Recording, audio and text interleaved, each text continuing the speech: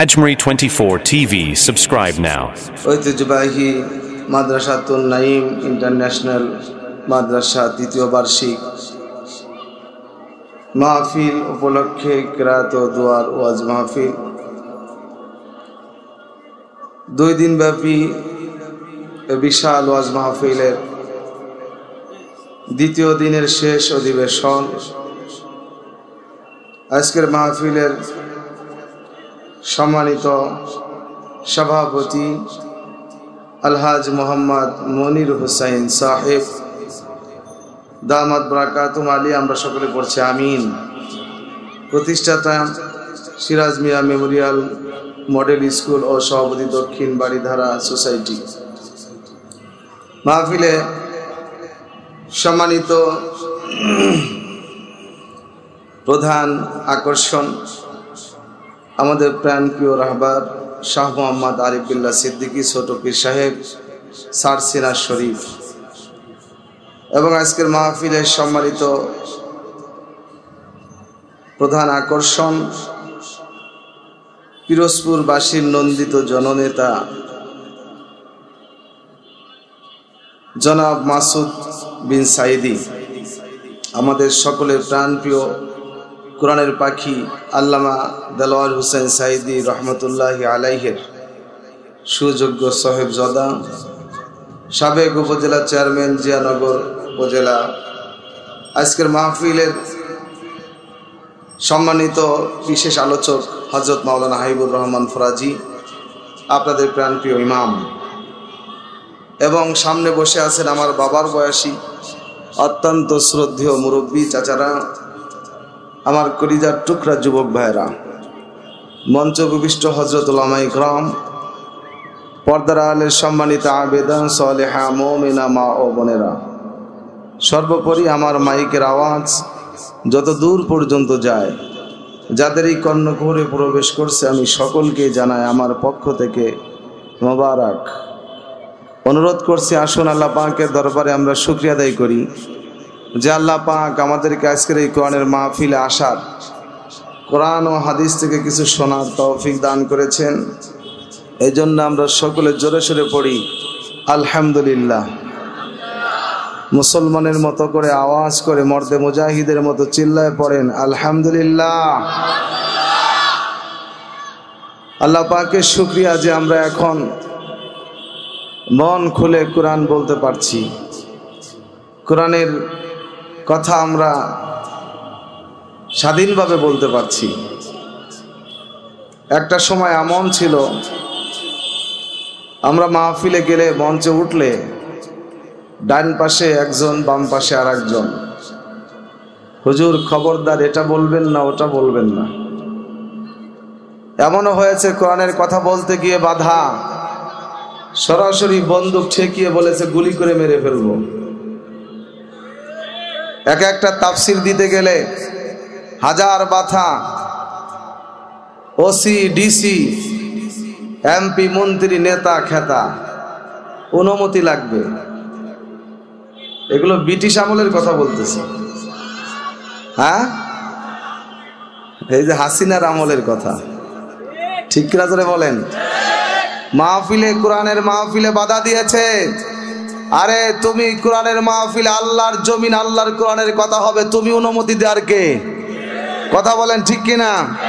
আল্লাহর জমিনে কোরআনের মাহফিল হবে, কোরআনের কথা হবে, কোনো নেতা খেতার অনুমতির প্রয়োজন নাই। আল্লাহর জমিন, আল্লাহর কথা যদি বলতে দিয়ে তোমরা বাধা দাও, আজকে তোমাদের অস্তিত্ব কোথায়? বুবু এখন বিদেশে, ঠিক কিনা বলেন? এই জন্য যারাই জুলুম করবে, আল্লাহর সাথে নাফরমানি করে, আল্লাহর প্রিয় বান্দা বান্দীদের উপর জুলুম নির্যাতন করে তো ফিরাউন টিকতে পারে নাই, নমরুদ টিকতে পারে না, আবু জেহেল আবু লাহাব টিকতে পারে নাই, হাসিনাও টিকতে পারে নাই। কত জুলুম করেছে। তার মতের বাইরে গেলেই রাজাকার। বিএমপি জামাত শুরু করে হেফাজত, কোনো এক শ্রেণীর মানুষকে আল্লাহর এই বান্দি পাপিষ্ট শান্তিতে রাখে নাই। ওর নিজের দলের একটা নেতা কর্মীও শান্তিতে ছিল না, কখন বহিষ্কার করে দেয়। কথা কন না কেন? তো জালেমের পালায় পড়লে, জালেম যদি কখনো কোনো রাষ্ট্রের প্রধান হয়, ওই দেশের কোনো একটা মানুষও শান্তিতে থাকতে পারে। এখন আমাদের সব থেকে বড় শান্তি, আমরা উন্মুক্তভাবে কোরআনের কথা বলি। আল্লাহু আকবার বলেন। ইনশাআল্লাহ যারা জুলুম করবে তাদের জন্যই শিক্ষা নেওয়ার প্রয়োজন আছে না নাই? আমার ভাইয়েরা যুগে যুগে কোরআনের বিপক্ষে কাজ করেছে, আর আল্লাহ পাক রব্বুল আলামিন হযরত বেলালের মতো, হযরত হানজালার মতো, আমির হামজার মতো আল্লাহর দ্বীনের সৈনিকদেরকে দাঁড় করিয়ে দিয়েছেন। ওরা দ্বীনের উপর হামলা করেছে, আক্রমণ করেছে, কিন্তু তারা তাদের রক্ত দিয়ে, বুক পেতে দিয়ে কবুল করে নিয়েছে, মার খেলো, জীবন দিল, কিন্তু ইসলাম ছাড়লো। এখন সুযোগ এসেছে, বাংলার জমিনে আমরা কোরআনের রাজ চাই। আল্লাহর কোরআনের কি ক্ষমতা নাই? এ দেশটা চালানোর ক্ষমতা নাই? কি নাই আমার আল্লাহর কোরআনে? বিচার আছে, অর্থনীতি আছে, রাজনীতি আছে, সমাজনীতি আছে, সব আল্লাহ কোরআনে দিয়ে দিয়েছেন ঢেলে। এই কোরআন দিয়ে যদি আমরা মেনে চলি তাহলে পুরো দেশ শান্তি হয়ে যাবে। সুবহানাল্লাহ বলবেন না? এজন্য আমি আমার আলোচনার শুরুতে আমার ঢাকাবাসী মুসলমান নওজোয়ান যুবক ভাইদের কাছে আমার প্রশ্ন, যদি দেশের হক্কানি আলেম ওলামা আমাদেরকে যদি ঐক্যবদ্ধভাবে ডাক দেয়, মামুনুল হকরা যদি আমাদেরকে ডাকে, আমির হামজা, মিজানুর রহমান আজহারিরা যদি আমাদেরকে ডাকে, পীর সাহেব চরমনাইরা যদি আমাদেরকে ডাকে, মাসুদ সাইদি ভাইরা যদি আমাদেরকে কোরআনের রাজের জন্য ডাকে, বাংলার জমিন মুসলমানের জমিন, এই জমিনের ভিতরে কোরআনের রাজ কায়েম করা লাগবে। এই জন্য যদি রাজপথে নামা লাগে, 1971 আমরা রক্ত দিয়েছি, জীবন দিয়েছি, 2024 এসে রক্ত দিয়েছি, জীবন দিয়েছি, 2006 সালে 13 সালে এসে আমরা শাপলা চত্বরে হিফাজত রক্ত দিয়েছি, ইসলামের জন্য জীবন দিয়েছি। আবার যদি একটা ডাক আসেন, ইসলামের পক্ষে আন্দোলন করতে হবে, কারা কারা তৈরি আছেন? আল্লাহর জমিনে কোরআনের রাজ কায়েম করব। যদি প্রয়োজন হয় মাথায় কাপড়ের কাপড় বেঁধে রাজপথে রক্ত লাগলে রক্ত দিব, জীবন লাগলে জীবন দিব। দুই হাত আল্লাহকে দেখান। আল্লাহ কবুল করেন। জোরে বলেন আমিন। আমরা রাজি আছি না নাই? কোরআন কি কোনো ব্যক্তির সম্পত্তি? শুধু মুসলমানের সম্পদ?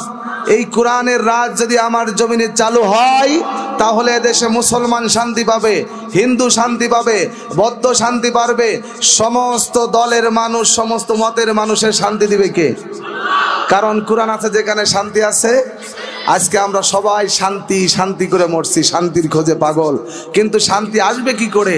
শান্তি তো আছে কোরআনে। সুবহানাল্লাহ বলেন। আমি উদাহরণ দিয়ে আপনাদেরকে বলছি। আল্লাহ পাক রব্বুল আলামিন বলেন, আস-সারিকু ওয়াস-সারিকাতু ফাকতাউ আইদিয়াহুমা। যদি কোনো ব্যক্তি চুরি করে, তাকে যদি ধরতে পারো, তাহলে কোরআন বলছে কোরআন দিয়ে বিচার করো, তার হাতটা কেটে দাও। জোরে কোন সুবহানাল্লাহ। কোরআন দিয়ে বিচার করো, তার হাত কেটে দাও। আমার ভাইরা, এই যে কোরআনের আইন, চোরের শাস্তি হাত কাটা। আর আমার দেশের সংবিধান হলো, যদি কোনো মানুষ চুরি করে তাহলে তাকে জেলে ভরো। কোরআনের আইন আছে, যদি কোনো ব্যক্তি মদ খায় তাকে 80টা বেত দাও, 80টা দৌড়া মারো। আর যদি কোনো ব্যক্তি মদ খায়, বাংলার জমিনে তার বিচার হলো সর্বোচ্চ 3 মাসের সাজা, জেল হয়। আর এমনও তো আছে, টাকা আছে, পয়সা আছে, ক্ষমতা আছে, তাকে সরকার, সংবিধান তাকে মদ খাওয়া জায়েজ করে দিয়েছে, সার্টিফিকেট দিয়ে দিয়েছে, মদ খাওয়ার লাইসেন্স করে দেয়। বলেন মদ খাওয়া কি জায়েজ নাকি হারাম? এটা সরকার, এদেশের সরকার মদের লাইসেন্স দেয়, আছে না নাই? আল্লাহ হারাম করছে, তুমি লাইসেন্স দেওয়ার কে? মদ খাইলে সে ধনী হোক গরিব হোক, নেতা হোক আর খেতা হোক, তাকে পিটাও, প্রশাসন তাকে ধরে জনসম্মুখে 80টা বেত মারবে। আল্লাহু আকবার বলেন। এই যে কোরআনের আইন, যদি কোনো ব্যক্তি জেনা করে, ধর্ষণ করে, তাহলে কোরআনের আইন হলো কেসাস করো, তার বিচার করো, তাকে কোমর পর্যন্ত মাটির নিচে গেড়ে তাকে পাথর মেরে মেরে তাকে জীবন শেষ করে দাও। এই যে কোরআনের এই আইনগুলো, এটা যদি বাস্তবায়ন হয়, আর যদি এটা আমরা দেখতে পেতাম, তাহলে বাংলার জমিনে কোনো চোর থাকতো না।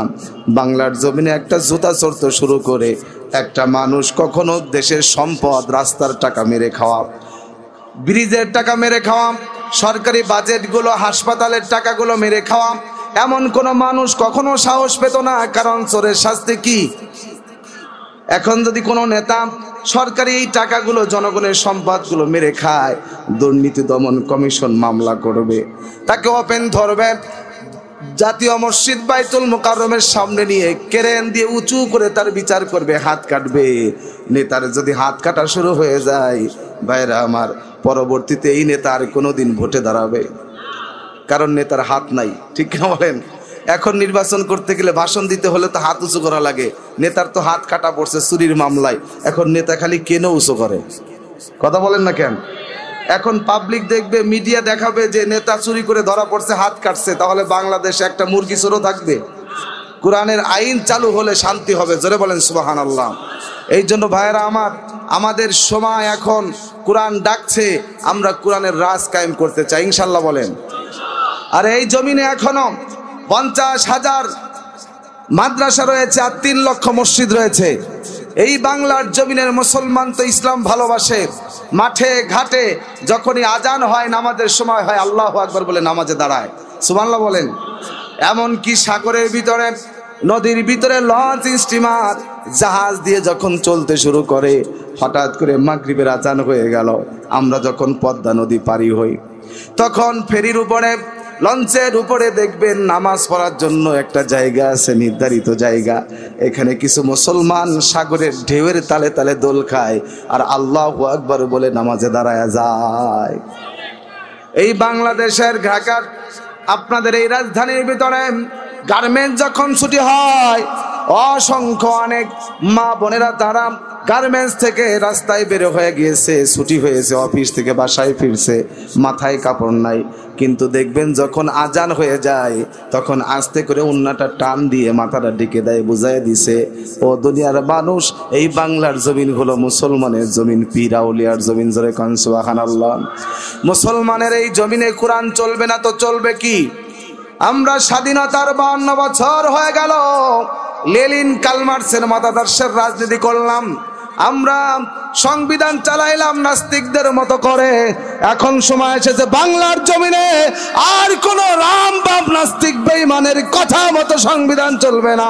বাংলার সংবিধান পাল্টাই ভালো, পুরো 30 পারা কোরআন হবে বাংলাদেশের মুসলমানের সংসদ ভবনের সংবিধান, জোরে বলেন ঠিক কিনা?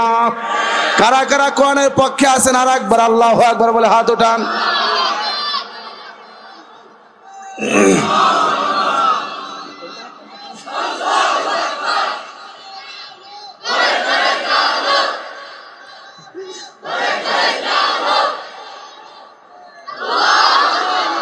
ভাইরা আমার, এই জন্য আমি আপনাদের সামনে আজকে 3টা আয়াত তেলাওয়াত করেছি, এখান থেকে তাফসীর করব ইনশাআল্লাহ, আল্লাহ পাক যতটুকু সামর্থ্য রাখে।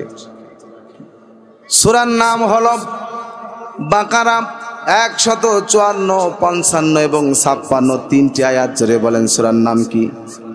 সাউন্ড আর একটু বাড়াও, আর একটু রিভাব দাও।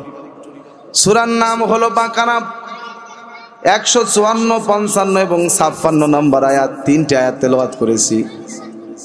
বাংলাদেশে ওয়াজ মাহফিল কম হয় না, তাফসীর কম হয় না, প্রতিদিন শত শত ওয়াজ মাহফিল হচ্ছে, তাফসীর হচ্ছে।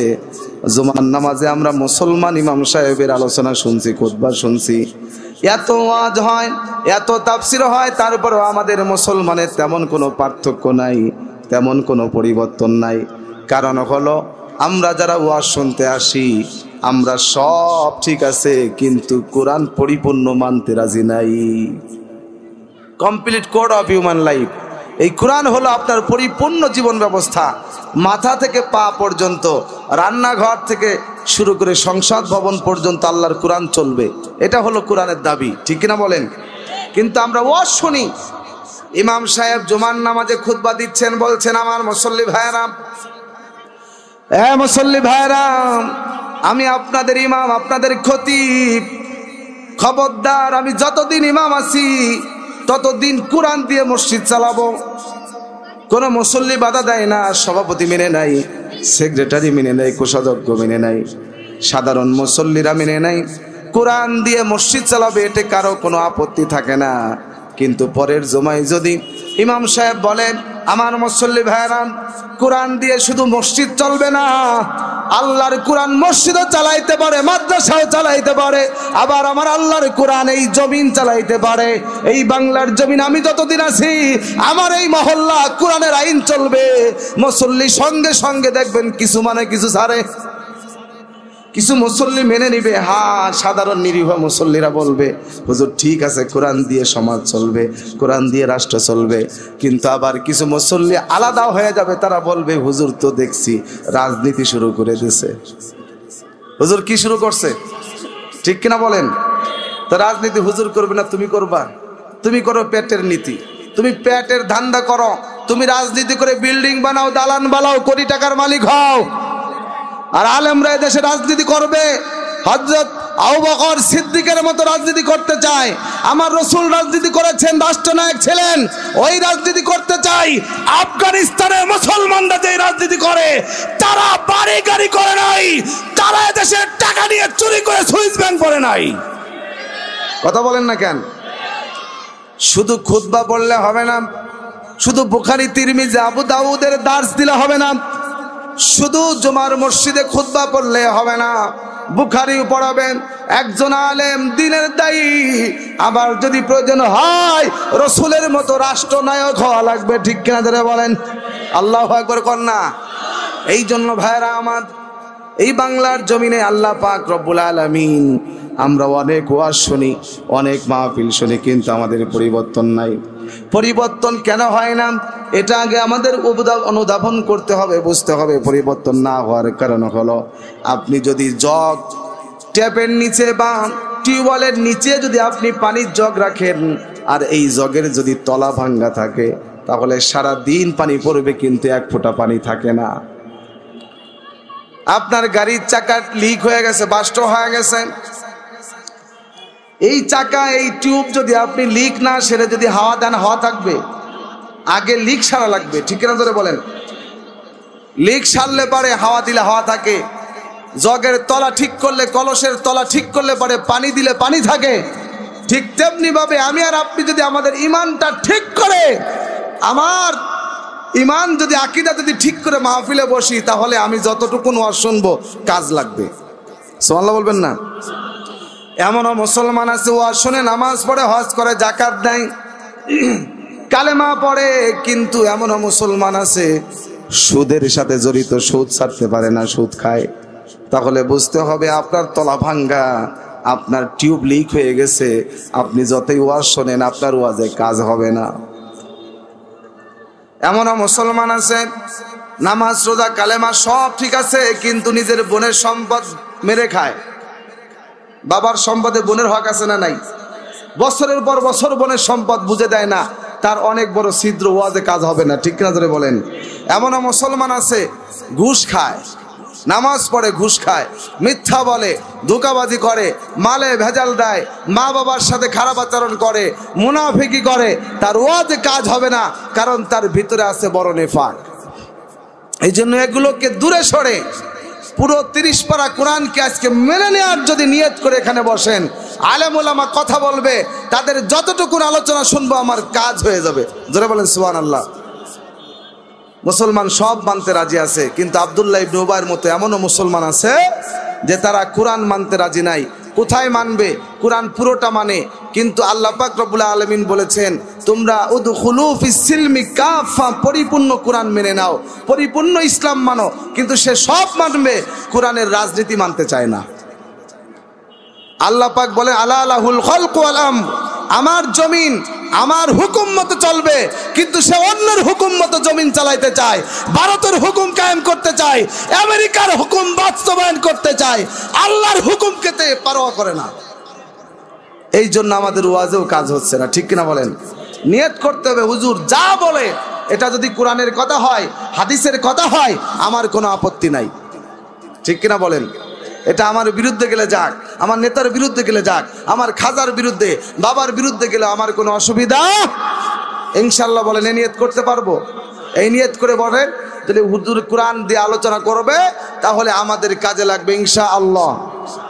বাংলাদেশে কত ওয়াজ হয়, অনেক ওয়াজ মাহফিলে দেখবেন বক্তা সাহেব লক্ষ টাকা বাজেট করে আসবে, আবার তাকে হাদিয়া দিতে হয় ভরপুর, কিন্তু কোরআন হাদিসের কথা বাদ রেখে বাবার গল্প পীরের গল্প করে 2-3 ঘন্টা কাটায় দেয়। আছে না নাই? এদেশে হক্কানি পীর আছে আলহামদুলিল্লাহ। আজকে আমাদের যিনি প্রধান আলোচক আরিফ বিল্লাহ সিদ্দিকী ছোট হুজুর পীর সাহেব সারসিনা, এনারা হক তরিকা আছে আমরা আমাদের বিশ্বাস আলহামদুলিল্লাহ বলেন। এরকম অনেক হক্কানি পীর এদেশের ভিতরে আছে, যাদেরকে দেখলে পারে ইমান তাজা হয়, আল্লাহর কথা স্মরণ হয়, যাদের কথা শুনলে পারে মানুষ পরিবর্তন হয়, মানুষ মাজার থেকে মসজিদে ঢুকে সুবহানাল্লাহ বলেন। আবার এমনও বক্তা আছে যাদের কথা শুনলে মানুষ নামাজ ছেড়ে মাজারে গিয়ে সেজদা দেয়, পীরের পায়ে সেজদা দেয়। আছে না নাই? যখন আপনি কোরআন রেখে অন্য আলোচনা করবেন, বাবার গল্প শুরু করবেন, তখন মানুষের ঈমান নষ্ট হবে, মানুষ হবে মুশরিক, মানুষ আল্লাহ বাদে অন্যকে সিজদা করে। আর যখন কোরআনের কথা বলবেন তখন যাদাতুহুম ঈমানা, মানুষের ঈমান বেড়ে যাবে। সুবহানাল্লাহ বলবেন না? আছে না এরকম? এই তাহেরি রে জ্বালাও পোড়াও রাখিয়া তোমার দ্বারে, আমি কত ভালোবাসি রে। মাশাআল্লাহ, তাহেরি পাগলা আছে না নাই? মুর্শিদ আমার হুজুরি সাকি মহিমা জানে, গলায় রশি লাগাইয়া ধীরে ধীরে টানে। হ্যাঁ ও নাউজুবিল্লাহ বলেন না? কেয়া ঘাটের পাশের গেলাম পার হইবার আসে, আমারে দেখি আর খেয়া দূরে দূরে বাসের মুর্শিদ তোর লাইগারে। জোরে কতন মারে। এর সাথে ইসলামের কোনো ন্যূনতম সম্পর্ক আছে? আমার আল্লাহর নাম হলো আল্লাহ, বলেন তো আল্লাহ। গাল ভরে ডাক দিলে পারে দিলে শান্তি লাগে। জোরে সুবহানাল্লাহ, জোরে বলেন আল্লাহ, জোরে বলেন লা ইলাহা ইল্লাল্লাহ, জোরে বলেন সুবহানাল্লাহ, আলহামদুলিল্লাহ, সুবহানাল্লাহিল আযীম, আল্লাহু আকবার বলেন। কত সুন্দর সুন্দর জিকির তা রেখে হ্যাঁ ও নাউজুবিল্লাহ বলবেন না? জীবন মরণ নাও বাসাইলাম খাজা তোর নামে, আমারে লইয়া যাও গো মদিনার ফানে। পাবলিক তো বুঝে না। আমার আল্লাহ বলেন হুয়া ইউহয়ী ওয়া ইউমীত,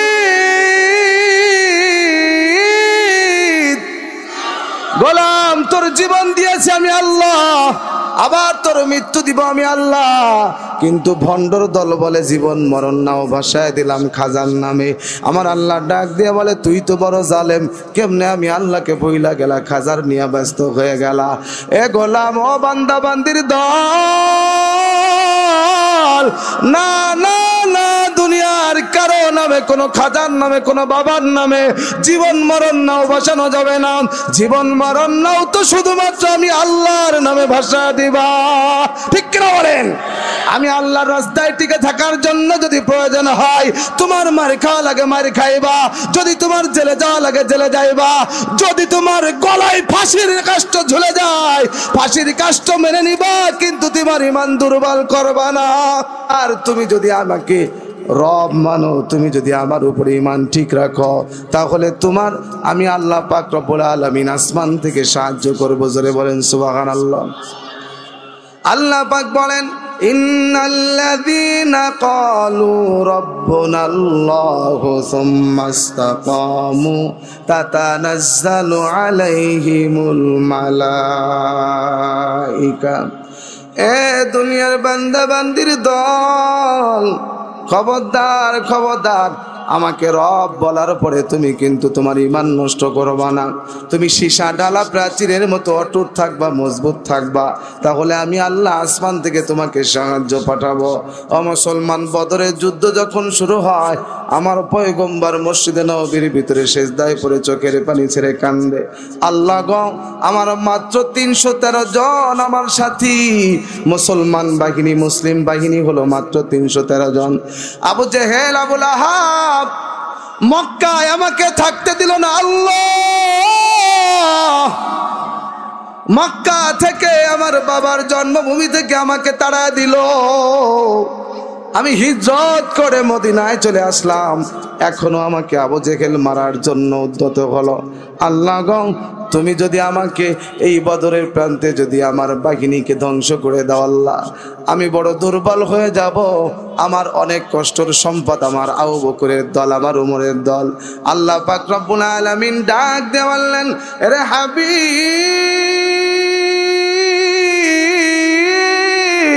আপনি টেনশন করবেন না, আপনার জন্য আমি আল্লাহ আসমান থেকে সাহায্য পাঠাবো। বলেন তো মুসলমান, যে আল্লাহ বদরের প্রান্তে মুসলমানকে সহযোগিতা করলো, ওই আল্লাহ কি এখনো আছে না নাই? আল্লাহ আছে, কিন্তু আগের মতো অত শক্তি নাই, অত বাহিনী নাই। আছে না নাই? এই দুনিয়ার মানুষ ক্ষমতার জন্য নির্বাচন করে, আমার আল্লাহ ক্ষমতা পেয়েছেন। সারা পৃথিবীর সব থেকে বড় ক্ষমতা কার? আল্লাহু আকবার বলেন। দুনিয়ার মানুষ ভোটের আশা করে, পাবলিকের কাছে, জনগণের কাছে গিয়ে গিয়ে তারা ভোট চায়, নির্বাচন করে, তারপরে ক্ষমতার চেয়ার পায়।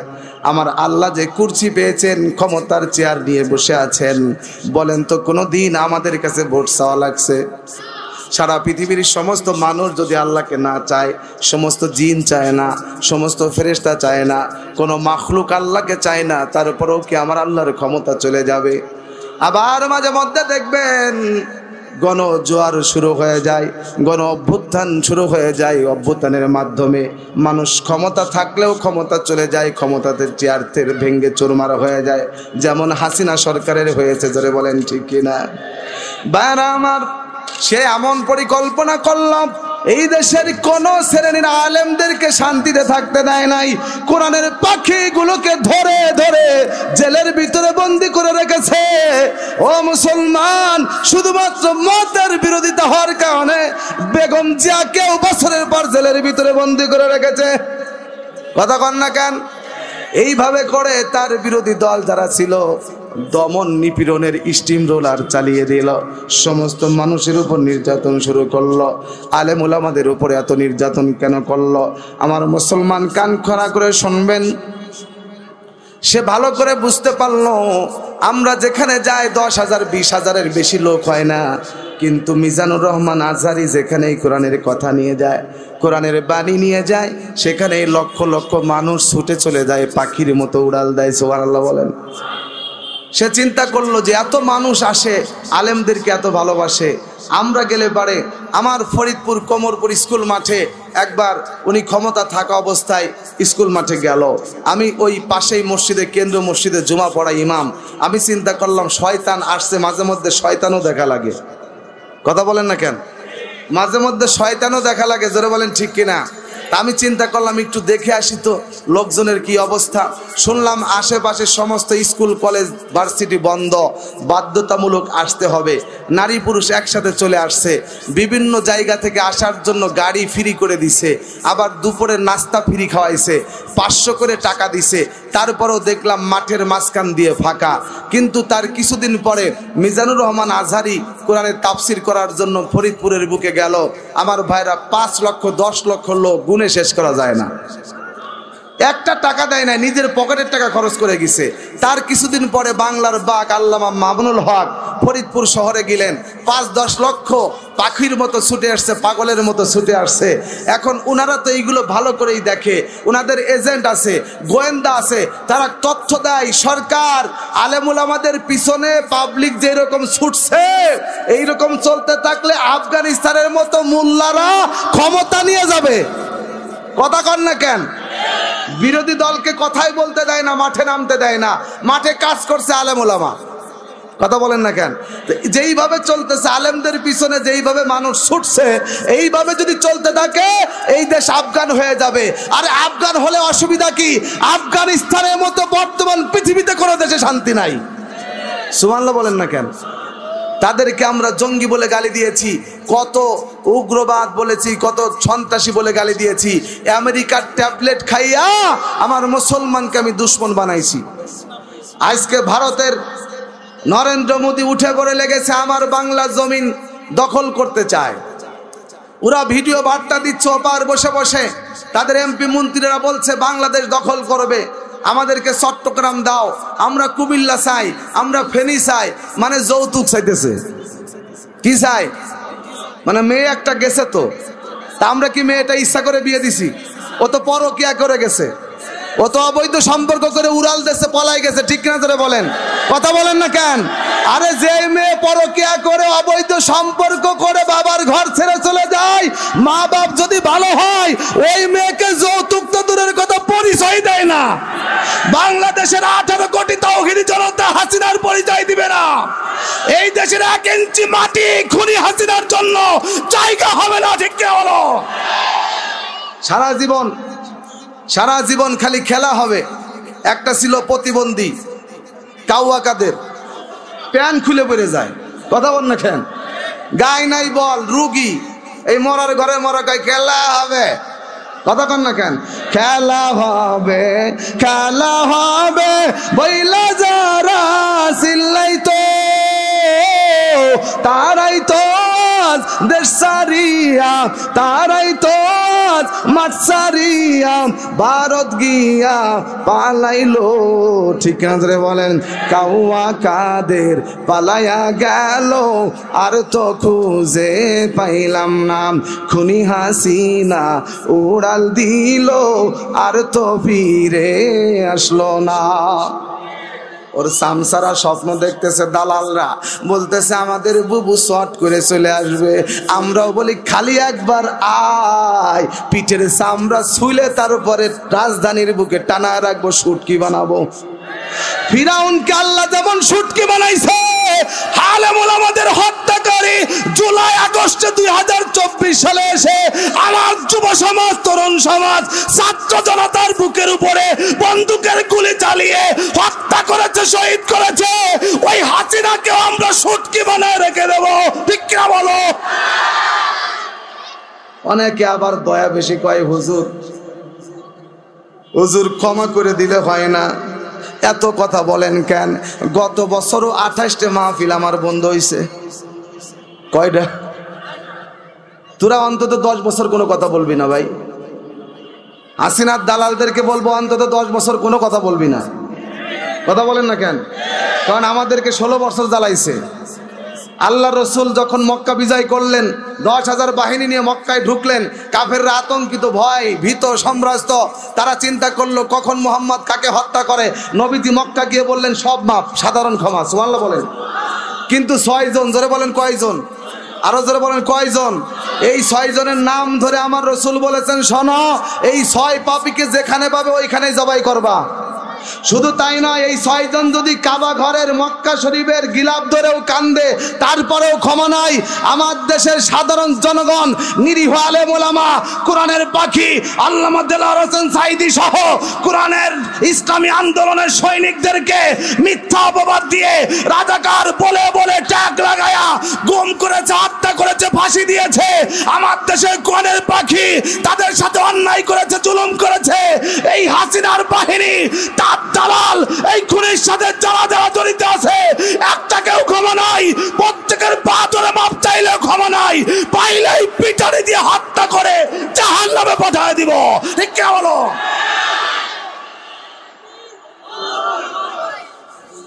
আমাদের স্পষ্ট কথা, অত বেশি দয়া দেখাবা না। যদি মাথায় গিলু থাকে দালালি ছেড়ে দাও। এখনো যদি কেউ ভারতের দালালি করে, বাংলার জমিনে থাকার অধিকার নাই, কথা বলেন না কেন? ওর ঘাড় ধাক্কা দিয়ে বাংলা পার করে দাও। এই ভারত মুসলমানের বন্ধু নয়, এই ভারত বাংলাদেশের বন্ধু নয়। সারা জীবন জুলুম করেছে, সারা জীবন নিয়েছে, বিনিময়ে আমাদেরকে এক দিলে পারেও 10 নিয়ে চলে গেছে। আজকে বলতেছে বাংলাদেশে কিছু দেব না, তোর গুড়ার ডিম দরকার নাই, তুই না দিলে পারে আমরা ভালো হব, ঠিক কিনা বলেন? তোমাদের দেশে একটু চিকিৎসার জন্য যাই তো তোমাদের ওই গোবরখোর ডাক্তারদের থেকে আমার দেশে ভালো ডাক্তার আছে, কিন্তু এইগুলো চোর ডাকাত, খালি চুরি করে আমার দেশের ডাক্তাররা, ঠিক কিনা জোরে বলেন? দেখবেন রুগী গেছে, ওষুধ লেখার আগে টেস্ট লাগছে 10টা, কথা বলেন না কেন? এই টেস্ট দিয়ে দিয়ে গরিব দুঃখী মানুষের, প্রথমে বলছে সাংবাদিক আপনি বড় হয়ে কি হবেন, আমি গরিব দুঃখী সেবা করব। এমন সেবা করে টেস্ট দিয়ে 10,000 টাকা নাই।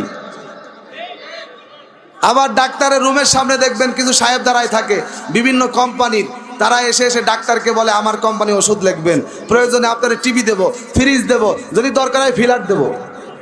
এর জন্য ডাক্তার করে কি 2টা ওষুধ লিখলে হয়, উনি 2 পৃষ্ঠা ভরে লাগছে। কথা বলেন না কেন? তো তোমার দেশের চিকিৎসা আমার দেশে কম না, আরো ভালো হবে ইনশাল্লাহ। জোরে বলেন ঠিক কিনা? আমার দেশের ভিসা দেবে না, ভিসা দেয় না বাংলাদেশের মুসলমান, কয় ঠিক আছে তোমার দেশে যাব না, গেলাম না। যখনই বন্ধ করছে ওই দেশের সমস্ত পর্যটন কেন্দ্র এবং চিকিৎসা খাতের ডাক্তারের সাথে যারা জড়িত আছে এরা মুদির মুখে জুতা মারতেছে, বাঙালি না আসলে আমাদের খাওয়া বন্ধ। ঠিক না জোরে কোন? যেই দেশের এখনো 50% মানুষ রেল লাইনে হাগে, কোথায়? পথে ঘাটে, জঙ্গলের ভিতরে পায়খানা করে, ল্যাট্রিন করার ক্ষমতা নাই, বাথরুম বানাইতে পারো না। বাংলাদেশের সাথে টক্কর দাও। আল্লাহর কসম করে বলি, বাংলাদেশের 18 কোটি মুসলমান, ভারতে আছে 35 কোটি মুসলমান, আর ওই পাশে আছে ভারতের আব্বা পাকিস্তান, তার ওই পাশে আছে আমার মুসলমান আফগানিস্তান। বেশি বাড়াবাড়ি করবা না। মুসলমান যদি একবার খেপে বিংডুলের চাকে ঢিল মারলে পারে জীবন নিয়ে ফিরতে পারবা না। এত বড়াই করো, ভারতের সব অবদান মুসলমানের, ঠিক কিনা বলেন? সারা পৃথিবীর মানুষ তাজমহল দেখতে যায়, তাজমহল আমার মুসলমানের। সারা পৃথিবীর মানুষ আজমির শরীফ দেখতে যায়, আজমির আমার মুসলমানের, ঠিক না জোরে কন? এখন মুসলমানের সাথে তোমরা লড়তে আসো। আমি বলবো যুবক তৈরি হও। ভারতের চোখে চোখ রেখে আমরা 52 বছর পরে এসেও কথা বলতে শিখে গেছি। ভারতকে গোনার টাইম নাই। গত 1 সপ্তাহ আগে আমাকে এক যুবক বলতে, হুজুর দেখেন। আমি বললাম কি? ক্রিকেট খেলা দেখাইতেছে, বাংলাদেশের জার্সি পরা যুবকরা বল করতেছে, আউট করে আর নারায়ে তাকবীর আল্লাহু আকবার বলে। আল্লাহু আকবার বলবো না?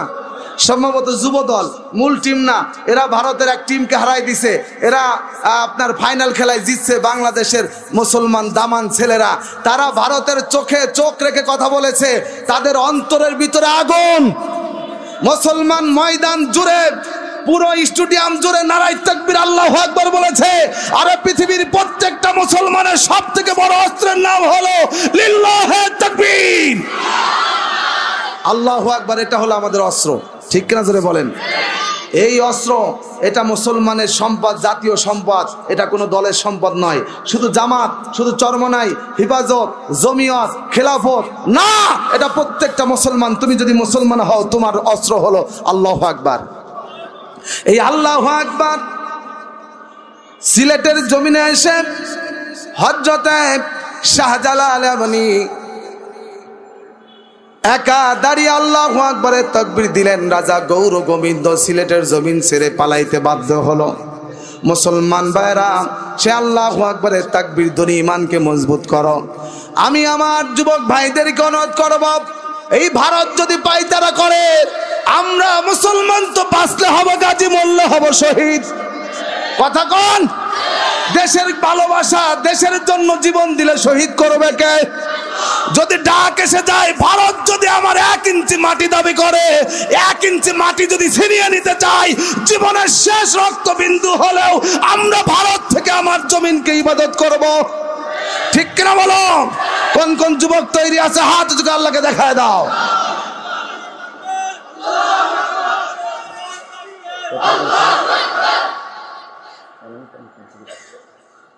ঠিক আছে না নাই? আমার ভাইয়েরা, এখন ওরাও একটু নাড়াচাড়া দিয়ে দেখছে যে মুসলমানের, মানে ওকে তো আসলে ওদের অন্তরে তো একটা জ্বালা। ওদের দাসী, ওদের বান্দি ছিল এই দেশের, সে নাই, এখন দেশ মন মতো চালাইতে পারতেছে না, যা খুশি তা নিতে পারতেছে না, এই জন্য অন্তরে জ্বালা, এই জন্য খেপে গেছে, এই জন্য বাংলাদেশ নিয়ে ষড়যন্ত্র করতেছে। একটু নাড়াচাড়া দিয়ে দেখছে যে কি অবস্থা হয়, কিন্তু নাড়াচাড়া দিয়ে দেখছে যে লাভ নাই, মুসলমানের সাথে পারার মতো শক্তি ইনশাল্লাহ বলেন। আমার ভাইয়ারাম, ওরা কিন্তু ষড়যন্ত্র একের পর এক করে যাচ্ছে। ভারতে কিছু কুত্তা আশ্রয় নিয়েছে, তারা বাংলাদেশের বিরুদ্ধে বক্তব্য দিচ্ছে। আমার ফরিদপুরের কয়েকটা যুবক, কয়েকজন সনাতন ধর্মের হিন্দু বোন সেখানে গিয়ে তারা বলতেছে বাংলাদেশে হিন্দুরা শান্তিতে নাই, আমরা ঘর থেকেই বেরোতে পারি না। আমার ভাইয়েরা, আপনারা ঢাকার মানুষ, সত্য কথা বলবেন, মিথ্যা বলবেন না। আপনাদের এই এলাকায় হিন্দু ভাইরা আছে না নাই? আছে তো? কোনোদিন আপনারা হিন্দু ভাইদের গায়ে হাত দিছেন, মারছেন, তাদের মন্দির ভেঙ্গে চুরমার করছেন? এরকম কোনো কিছু শুনছেন আপনারা কোনোদিন? কিন্তু ভারতে যান, গত সপ্তাহে 100 বছরের পুরাতন একটা মসজিদ ভেঙ্গে তারা মন্দির বানাইছে। আমার বাবরি মসজিদকে তারা রাম মন্দির বানিয়েছে। মুসলমান নামাজ পড়তে গেলে মুসলমানের মসজিদগুলোকে তারা আগুন জ্বালিয়ে পুড়িয়ে দিচ্ছে, আজও নির্যাতন করে। ভারত শোনো, আমার বাংলাদেশে তোমরা সম্প্রীতি শিখাইতে আইসো না, আমরা খুব শান্তিতে হিন্দু মুসলিম ভাই ভাই। কিন্তু যারা ইসকনের সদস্য মুসলমানের বিরুদ্ধে কাজ করবে বাংলাদেশে থেকে, ওকে পাইলে পারে জুতা মারতে 1 সেকেন্ড দেরি করবো না। কথা বলেন না কেন? আমার ফরিদপুর মধুখালী গত 5-7 মাস আগে আপনারা অনেকেই দেখেছেন, 2টা যুবককে হিন্দুরা পিটিয়ে হত্যা করে ফেলেছে। এই গত কয়েকদিন আগে চট্টগ্রাম সাইফুল ইসলাম আলিফ নামে এক যুবক আইনজীবী, তাকে মিছিলের ভিতরে সনাতন ধর্মের কিছু উগ্রবাদী জঙ্গি ইসকনের সদস্যরা রামদা দিয়ে কুপিয়ে জবাই করে হত্যা করেছে। ওরা আমাদেরকে দেখতে চায় যে মুসলমান কিছু বলে কিনা। মুসলমান ধরে না, ধরলে ইনশাল্লাহ বলেন। আমরা তোমাদেরকে আদর করে, বাংলাদেশে সংখ্যালঘুরা যত আরামে আছে, যত আনন্দে আছে, পৃথিবীর কোনো জায়গায় এত আরামে নাই। আমরা শ্বশুর বাড়ি জামাই যত আদর না পাই, তার থেকে বড় আদরে রেখেছি। তোমাদের দোকানে ব্যবসা থেকে আমরা সদাই করে খাই, তোমাদেরকে দাদা বলে ডাকি, একই স্টলে বসে চা পান করি। আমাদের মহব্বত ভালোবাসার কোনো কমতি নাই, কারণ তুমি আমার দেশের নাগরিক, আমিও এই দেশের নাগরিক, তোমার সাথে আমার কোনো দুশ্মনী নাই। কিন্তু তুমি যদি বাংলাদেশের নাগরিক হয়ে বাংলাদেশের বিরুদ্ধে কথা বলো, আমার মুসলমান আমরা কিন্তু আর ছাড়বো না। ভারত সংখ্যালঘু মুসলমানের উপর যে আক্রমণ করে, হামলা করে, আমরা বাংলাদেশের মুসলমান যদি অন্য ধর্মের মানুষের উপরে, সংখ্যালঘুর উপরে ওই রকম নির্যাতন করতাম, আল্লাহর কসম করে বলি, বাংলাদেশে কোনো ধর্মের মানুষ সংখ্যালঘুরে 1 ঘন্টাও টিকে থাকতে পারতো না। ঠিক কিনা বলেন? কিন্তু আমার ধর্ম সেটা শিখায় নাই। লাইকা হাফিদ্দিন লাকুম দীনুকুম ওয়ালিয়া দীন, ধর্ম নিয়ে বাড়াবাড়ি করাবো না। ঠিক কিনা জোরে বলেন? এই জন্য মুসলমান আমরা বাড়াবাড়ি করব না, হামলা করব না, তাদেরকে আক্রমণ করব না। কিন্তু আমার মুসলমান ভাইদেরকে যদি খামাখা হত্যা করতে আসে, খামাখা যদি পিটায়, তাহলে আমরা মুসলমান ঘরে বসে থাকবো না। ওই ইসকনের সদস্যরা ওই চট্টগ্রামের বুকে আমার যুবক আলিফকে যারা হত্যা করেছে, প্রত্যেকের বিচার বাংলার জমিনে আমরা দেখতে চাই। ঠিক না জোরে বলো? আমার ভাইরা, বদরের যুদ্ধ যখন শুরু হয়ে গেল, আমার নবী একটা ডাক দিয়ে বললেন, আল্লাহ, ওরে আমার মালিক, এই যে বদরের প্রান্তে যুদ্ধ শুরু হয়ে গেল, আল্লাহ আল্লাহ গো,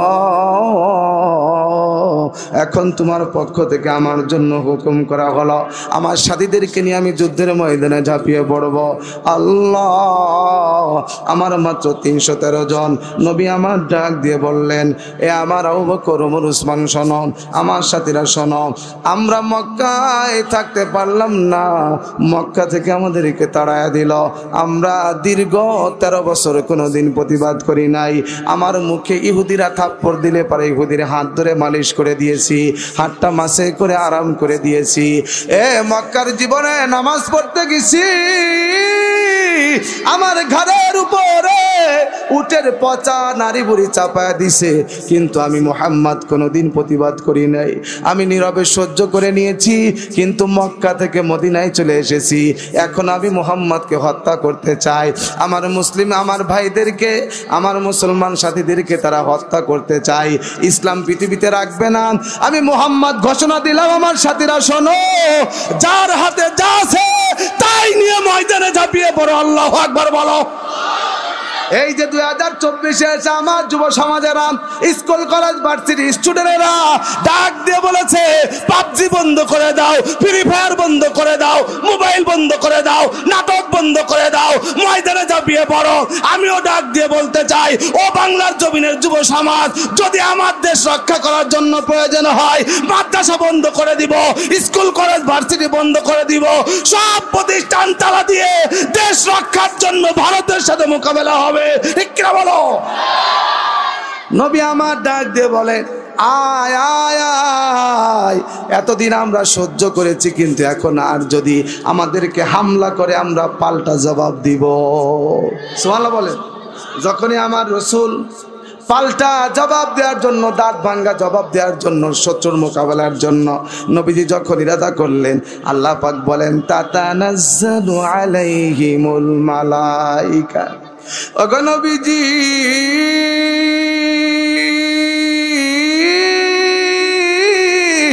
আপনি যান জিহাদের ময়দানে, আমি আল্লাহ আপনার জন্য আসমান থেকে ফেরেশতা পাঠায় দিব। শুধু তাই নয়, আমার পয়গম্বর যুদ্ধের ময়দানে যাওয়ার নিয়ত করলেন।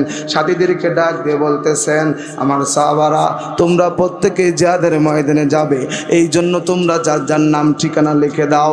খাতার ভিতরে নাম লেখা শুরু হয়ে গেল। আমার পয়গম্বরের সামনে ছোট্ট ছোট্ট দুইটা বাচ্চা, ছোট্ট দুইটা বাচ্চা মুআজ আর মুআওয়াজ, তাদের নাম, দুইটা আপন ভাই নবীর সামনে এসে ডাক দিয়ে বলে, নবী গো, আমরা দুই ভাই আপনার সাথে যুদ্ধ করার জন্য যাবো। আল্লাহু আকবার বলেন। বদরের প্রান্তে আমরা যাইতে চাই। নবী আমার ডাক দেওয়ালে, ও মুআজ ও মুআওয়াজ, তোমরা তো বাবা ছোট মানুষ, এত ছোট মানুষ জিহাদের ময়দানে যুদ্ধের ময়দানে তোমরা কি করবা? এই জায়গাতে তরবারি আছে, এখানে অস্ত্র ধরতে হয়, তোমরা পারবে না, তোমরা তোমাদের বাড়িতে চলে যাও। আগামীতে যখন বড় হবে তোমাদেরকে আমি প্রয়োজন হলে যুদ্ধের ময়দানে ডাক দিব। এমন সময় এই মুআজ আর মুআওয়াজ চোখের পানি ছেড়ে কান্দে আর ডাক দেওয়ালে, নবী গো, আমার মায়ের মুখে শুনেছি ও পয়গম্বর, ওই মক্কার জমিনে আপনার মাথার উপরে আবু জেহেল উটের পচা নারী বুড়ি চাপায় দিছে। ও গো পয়গম্বর, আপনাকে পাথর দিয়ে মুখটা ফাটায় দিছে। আল্লাহর নবী গো, আমি মুআজ, আমার ভাই মুআজ আপনাকে বড় ভালোবাসি। নবী গো, শুধু তাই নয়, আমার মাও আপনাকে বড় ভালোবাসে। মা আমাদেরকে ডাক দিয়ে বলে, কলিজার টুকরা সন্তান, আয় আয় আয়, আমার হাতে হাত রাখ। এ বাবা, আমার হাতে হাত রেখে কথা দে। নবীর দুশ্মন নবীকে কষ্ট দেয়, ওই বেঈমানদেরকে তোরা জমিন থেকে শেষ করে দিবি। বাবারে, আমার পয়গম্বর, আমার নবীজি যুদ্ধের ময়দানে যাবে জিহাদ করার জন্য।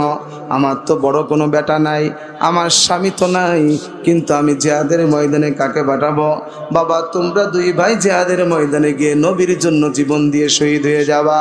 আমরা আমাদের মাকে বলেছি, মা তুমি টেনশন করবা না, তুমি চিন্তা করবা না, আমরা নবীর সাথে জিহাদের ময়দানে যাইতে চাই। মায়ের সাথে ওয়াদা করে এসেছি। মা ডাক দিয়ে বলে, বাবা তোমাদেরকে দুগ্ধ পান করাইছি, এই গর্ভে ধারণ করেছি বড় কষ্ট করে। বাবা তোমাদের জন্য কত কষ্ট হয়, কিন্তু নবীর জন্য যদি জিহাদের ময়দানে আল্লাহর রাস্তায় জীবন দাও, আমি মা কোনোদিন কোনো দাবি রাখবো না, ঋণ মাফ করে দিব। সুবহানাল্লাহ বলেন। নবীজি, আমরা আমার মায়ের কাছে ওয়াদা করেছি জিহাদের ময়দানে যাব। নবী বলে, তোমাদেরকে নেওয়া হবে না। ছোট্ট বাচ্চায় দুইটা গড়াগড়ি করে কান্নাকাটি শুরু করছে। এ যুবক, তোমাকে তোমার বাবা যদি নামাজ পড়তে বলে নামাজে যাব না, এই জন্য কত ছুতো খোঁজো, কিন্তু এই ছোট্ট দুইটা বাচ্চা আল্লাহর রাস্তায় জীবন দেওয়ার জন্য নবীর সাথে ছুতো খোঁজে। আল্লাহু আকবার বলেন। ডাক দিয়ে বলতেছে, পয়গম্বর দয়া করে আপনি নিয়ে চলেন, আমরা যুদ্ধে করতে পারবো। নবী দেখে না সুরবান্দা কথা শোনে না, এই জন্য আমার পয়গম্বর ডাক দিয়ে বললেন, শোন শোন, তোমরা দুই ভাইয়ের ভিতরে যার গায়ে শক্তি বেশি, যার গায়ে বল বেশি, আমি মুহাম্মদ তাকে অনুমতি দিয়ে দিব। এইবার ছোট ভাই আর বড় ভাই কুস্তি লাগবে। এমন সময় ছোট্ট ভাইটা ডাক দিয়ে বলে, এ বড় ভাই, আমি জানি তুমি আমার চাইতে বল বেশি, শক্তি বেশি ভাই গো, তুমি যদি আমার সাথে কুস্তি লেগে যাও তাহলে আমি ছোট ভাই তোমার সাথে পারবো না, কিন্তু তোমার কাছে যদি আমি পরাজিত হয়ে যাই, আমাকে আমার রসুল তো জিহাদের ময়দানে নিবে না। বাইরে তোর সাথে আমি কুস্তি লেগে আমি যদি তোর ঘাট ধরে ধাক্কা দেই, তুই জমিনের উপরে শুয়ে পড়বি, এমন অভিনয় করবি তুই যেন আমার সাথে পারো না। বড় ভাই ডাক দিয়ে বলে, অসুবিধা নাই। এইবার ছোট ভাই বড় ভাই কুস্তি লাগলো। আমার পয়গম্বর দাঁড়ায় দাঁড়ায় হাসতেছে, নবী বোঝে কিনা? নবী আমার বুঝতে পেরেছেন। ডাক দেওয়ালে, আমার যাওয়ারা দেখ, ছোট দুইটা ভাই কেমনে জিহাদের ময়দানে যাওয়ার জন্য লড়াই শুরু করেছে রে। জিব্রাইল ডাক দিয়ে বলে, নবীজি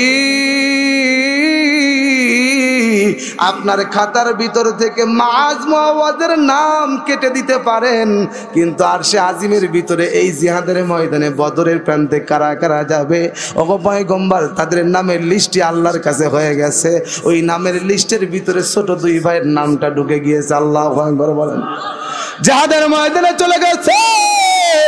যাওয়ার পরে আব্দুর রহমান ইবনে আউফ ছিলেন দাঁড়ানো, তার পাশে দাঁড়িয়ে মাআজ আর মুআজ বলতেছে, ইয়া আম্মি আরিনি আবু জাহেল, ও চাচা আপনি কি নবীর দুশমন আবু জাহেল রে চিনেন?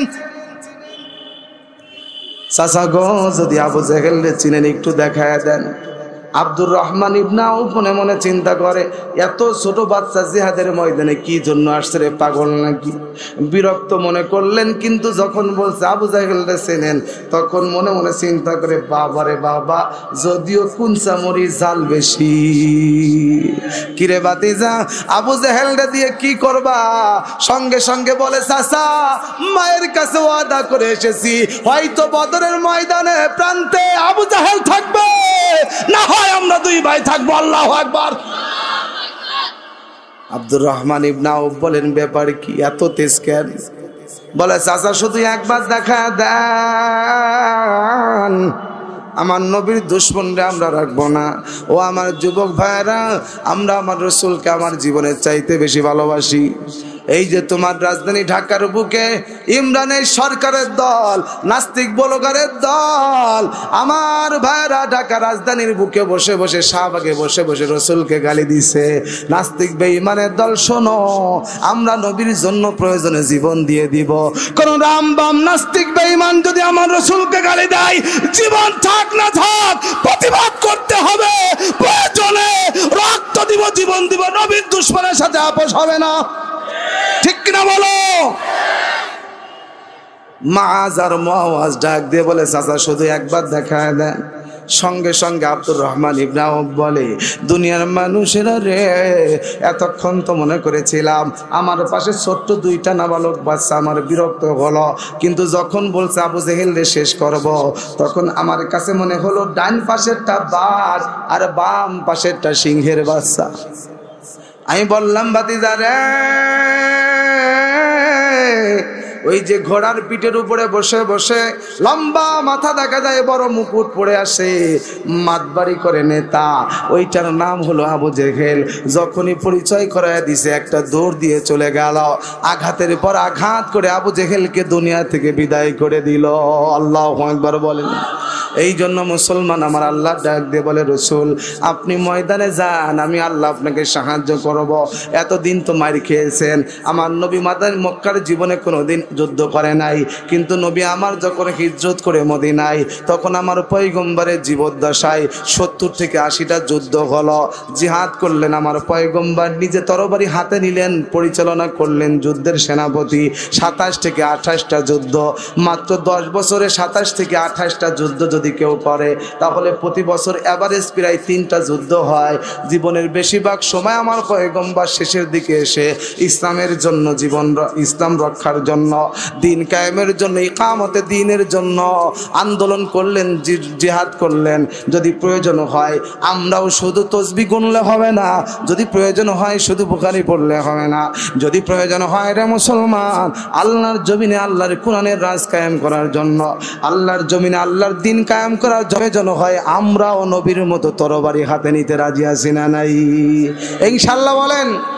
আরে ইসলামের সৈনিক যারা, ইসলামের আদর্শের রাজনীতি যারা করে, ইসলামী আন্দোলনের কর্মী যারা, তারা মার খায়, রক্ত দেয়, জীবন দেয়, কিন্তু পালায় না।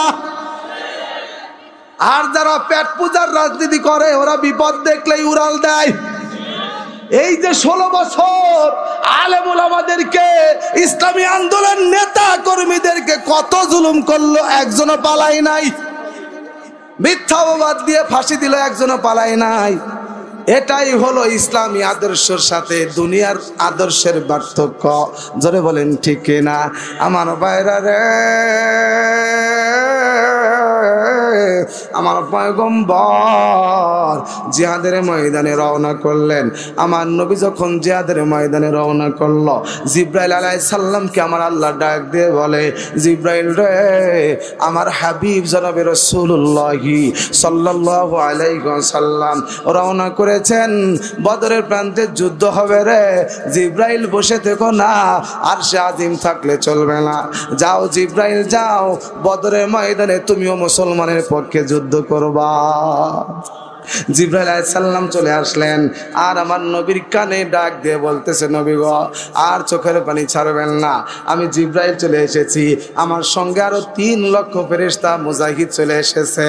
ও জিবরাইল ভাই, তুমি কেমনে যুদ্ধ করবা? তুমি তো যুদ্ধ জানো না, তরবারি চেনো না।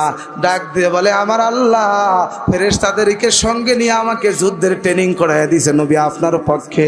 বদরের ময়দানে মুসলমান ভাঙ্গা তরবারি, অস্ত্র নাই, ভালো কোনো পোশাক নাই, কিন্তু কাফেরদের পোশাকের অভাব নাই, অস্ত্র তরবারি ধারালো, কিন্তু মুসলমান ভাঙ্গা তরবারি উঁচু করে। কাফের বেঈমানরা দেখতেছে আসমানের ভিতরে হাজার হাজার তরবারি ঘুরতেছে। আল্লাহু আকবার জোরে কোন। আফগানিস্তানের মুসলমান মনে মনে সিদ্ধান্ত গ্রহণ করলো, আমরা 20 বছর মার খাইছি, আমেরিকার সাদা চামড়ার কুত্তাগুলো আমাদেরকে 20 বছর নির্যাতন করে, কোনো অপরাধ নাই, তারপরে আমার দেশের উপরে বোমা মারে। এখনো পর্যন্ত আফগানের অনেক জমিন বোমা বারুদের গন্ধের কারণে ফসল হয় না। আমরা মার খাইছি, আর মার খাবো না। এখন থেকে আমার মুসলমান একটা লাশ পড়লে বেঈমান আমেরিকার সৈন্যর লাশ পড়বে 10টা। আয় হাতে হাত রাখে মুসলমান, হাতে হাত দে, যদি বাঁচতে হয় একসাথে বাঁচবো, মরতে হলে একসাথে মরবো। আল্লাহু আকবার বলতে মন চায় না? আয় আর মার খাবো না। যদি আমরা বাঁচতে চাই তাহলে কেউ বাঁচবো না, আর যদি মরার জন্য সবাই ঐক্যবদ্ধ হয়, আমাদেরকে দমানোর মতো ক্ষমতা কারো নাই, কারণ এই পৃথিবীর মুসলমানের আমার আল্লাহ আমাদের পক্ষে আছে, ঠিক কিনা বলেন? আল্লাহু আ'লামু বিআদাইকুম ওয়া কাফা বিল্লাহি ওয়ালিয়া ওয়া কাফা বিল্লাহি নাসীরা। আল্লাহু আকবার বলেন। আমাদের বন্ধুকে, আমাদের সাহায্য করবে কে? বিপ্লব মানে জীবন দেয়া বসে থাকা নয়, সে কোনো দিন আসবে না রে করো যদি ভয়। ভয় করলে বিপ্লব হবে? ভয় করলে দিন কায়েম করা যাবে? ভয় করলে হাসিনারে খেদানো যাবে? জোরে বলেন, ভয় আছে আমাদের অন্তরে। আমরা আল্লাহর রাস্তায় জীবন দিয়ে মরতে চাই, মৃত্যু আমরা আলিঙ্গন করতে রাজি আছি। জীবন কয়টা? এই যুবক জোরে বলো, জীবন কয়টা? আরে মৃত্যু হবে কয়বার? এ দেশে মানুষ ট্রাক বাসের নিচে অ্যাক্সিডেন্ট করে মারা যায়, পানিতে ডুবে আগুনে পুড়ে মানুষ মারা যায়, প্যারালাইসিস হয়ে মানুষ মারা যায়, আবার আল্লাহর রাস্তায় জীবন দিয়ে শহীদ হয়ে মারা যায়। আরে শত মৃত্যুর ভিড়ে আল্লাহর রাস্তায় যদি আমি জীবন দিয়ে শহীদ হতে পারি, আমার চাইতে সৌভাগ্য আর কেউ নাই। এই জন্য আমরা গত বছরও কোরআনের মাহফিল করতে গিয়েছি, বাধা দিয়েছে, হামলা করেছে, বন্দুক ঠেকিয়ে গুলি করতে চেয়েছে, ডাক দিয়ে বলেছি বন্দুকের গুলি চালাও, অসুবিধা নাই, আল্লাহর রাস্তায় মরতে চাই, জীবন দিতে চাই। আমার জীবন যদি তোর হাতে থাকে তাহলে মৃত্যু হবে, আর যদি তোর হাতে আমার মৃত্যু না থাকে তোর বাবাও মারতে পারবে না, ঠিক না জোরে বলেন? এই জন্য শাহাদাতের তামান্না প্রত্যেকটা ইমানদার মুসলমানের অন্তরে থাকা ফরজ, ঠিক কিনা বলেন? এই জন্য যদি সুযোগ এসে যায়, যদি ডাক আসে ইসলামের জন্য, দিন কায়েমের জন্য, আমার জীবন যেন চলে যায়। আল্লাহুম্মা আমিন বলেন। বিপ্লব মানে জীবন দেয়া বসে থাকা নয়, সে কোনো দিন আসবে না রে করো যদি ভয়, সে কোনো দিন আসবে না রে করো যদি ভয়। আসবে বিজয় রক্ত আর জীবনের বিনিময়, আসবে বিজয় রক্ত আর জীবনের বিনিময়। বিপ্লব মানে জীবন দেয়া বসে থাকা নয়, সে কোনো দিন আসবে না রে করো যদি ভয়, ঠিক আছে বলেন? জিহাদের ওই ময়দানেতে যেতে তোমাকে হবে, প্রয়োজনে সব রক্তটুকু জমিনে ঢেলে দিবে, ঠিক কিনা বলো? জিহাদের ওই ময়দানেতে যেতে তোমাকে হবে, প্রয়োজনে সব রক্তটুকু জমিনে ঢেলে দিবে। তবুও তোমায় লড়তেই হবে, মানিবে না পরাজয়, তবুও তোমায় লড়তেই হবে, মানিবে না পরাজয়। বিপ্লব মানে জীবন দেয়া বসে থাকা নয়, সে কোনো দিন আসবে না রে করো যদি ভয়। না রে তাকবীর।